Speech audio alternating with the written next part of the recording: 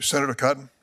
Ms. Morrison, in 1993, a serial rapist and murderer named Liddell Lee entered the home of Deborah Reese, a newlywed and a mother of a 7-year-old in Jacksonville, Arkansas. He beat her 36 times with a tire thumper, and then he finished the job by strangling her to death.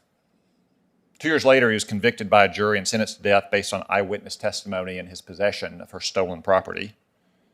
After his arrest, he was also connected to other crimes, and he was convicted of 2 rapes, charged in 2 more rapes and another murder. The prosecutors decided against pursuing that additional murder charge since he was already sentenced to death.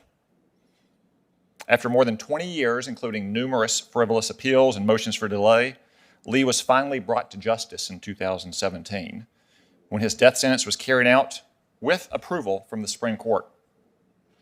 You accused Arkansas of, quote, rushing through the execution, even though it had taken 20 years at that point, and you tried to get even more delay. And even after Lee was executed, you continued to try to cast doubt on his guilt with new DNA tests, which proved inconclusive.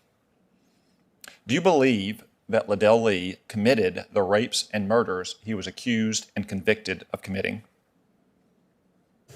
Thank you, Senator Cotton. As you indicated, I became co-counsel for Mr. Lee about 2 weeks prior to his execution at the request of some Arkansas attorneys who wanted me to evaluate a claim for DNA evidence that had never been litigated in the courts. None of Mr. Lee's prior attorneys before his execution date was set had ever asked the court to allow post-conviction DNA testing, even though your home state has a law which provides for it. And in fact, one of Mr. Lee's attorneys later admitted that he suffered from a serious alcohol and drug problem and did not provide Mr. Lee with the representation that he was constitutionally entitled to. So I was involved simply in his request for DNA testing. As you know, we were unsuccessful. After Mr. Lee was executed, I became the lawyer along with several others for his surviving sister, who wanted to uncover the truth and see if her brother had been executed for a crime he didn't commit. As you indicated, we then went to court and actually got the agreement of Jacksonville, Arkansas officials to test the DNA in that case. Some of the results were inconclusive, but notably there was male DNA on the murder weapon that did not come from Mr. Lee, which was the weapon that had been used to murder Ms. Reese. It does remain an open investigation, and I continue to represent Mr. Lee's sister, so I'm afraid I cannot comment on the merits of the case, but that is the history and my role. So you said as recently as last May, 9 months ago, that those DNA tests were incomplete and partial, as they had always been. And he was not convicted at any point on the basis of DNA evidence. He was convicted on the basis of eyewitness testimony and his possession of Ms. Reese's stolen property. So I will ask you again a simple question. Do you believe that Liddell Lee is guilty of the murder and the rapes he was convicted of? Senator, you're correct. Incomplete and partial is different than inconclusive. They have pretty precise scientific meanings. I don't mean to mince words, but I've been trained by scientists, as many lawyers are not, to be careful in the use of those terms. I do continue to represent Mr. Lee's sister, and it would be unfortunately, I cannot, in my role as an attorney, comment on the merits and certainly on my former client's guilt or innocence. I can tell you that there is a significant amount of compelling evidence in favor of his innocence. We would not have taken the case. Compelling evidence that court somehow overlooked for 22 years until he was executed? Senator, I have represented many individuals who were exonerated by DNA who lost dozens of appeals in courts because DNA was not available, and eyewitness identification, which you reference, is actually the single leading proven cause of wrongful conviction. So certainly some of those convictions are rightful ones, some are wrongful, and we have learned that it's through DNA that we can... Holly Lodge-Meyer is the prosecuting attorney who tried this case. She was a prosecutor for 27 years.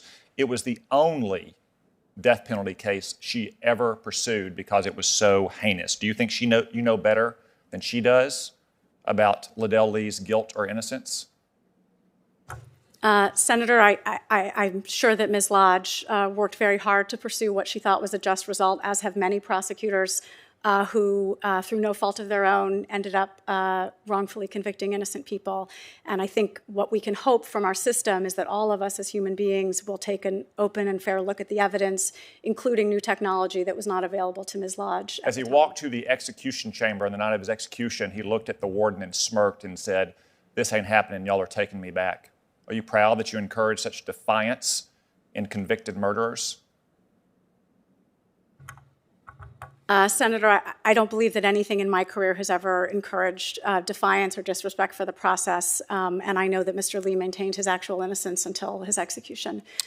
Would you like to say anything today to Deborah Reese's family? Thank you, Senator, for that opportunity.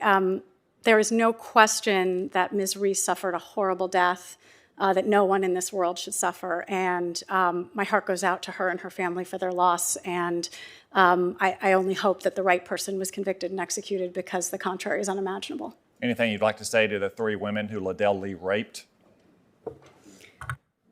Senator, I can tell you that he did maintain his innocence of those offenses as well, and I certainly do not in any way intend to disrespect what they went through. I have known and worked with many survivors of sexual assault, some of whom are very dear to me, and what they went through is unimaginable, and I hope our justice system will always do what we can to get it right in those cases. Thank you, Senator Cotton. Senator